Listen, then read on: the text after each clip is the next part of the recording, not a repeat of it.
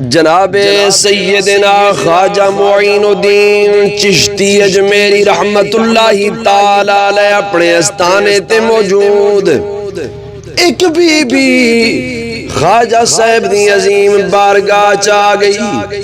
کیفیت اکھد وچوں زاروں قطار آنسوان ادھروں آ رہے ہیں خواجہ صاحب نے دیکھا ہے فرمایا اے اماں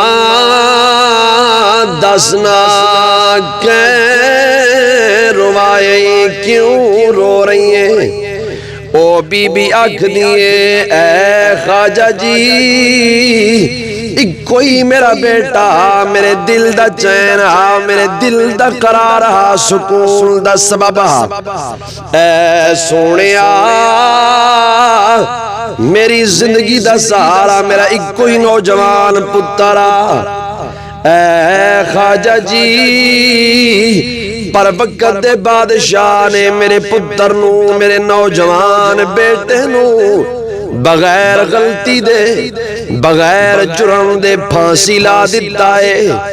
اے سونیا وقت دے بادشاہ نے میرے بیٹے نو سولی لٹکا دیتا ہے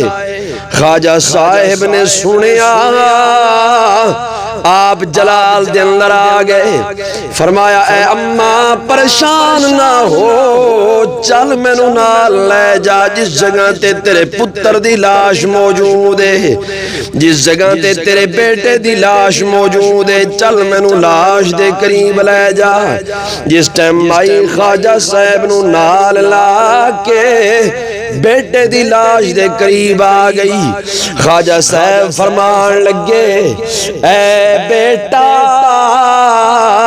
جے کر تیری ماں نے سچ بولے آئے جے کر وقت دے بادشاہ نے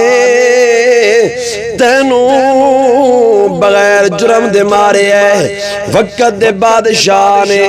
بغیر کسی غلطی دے تینوں سزا دیتی ہے چل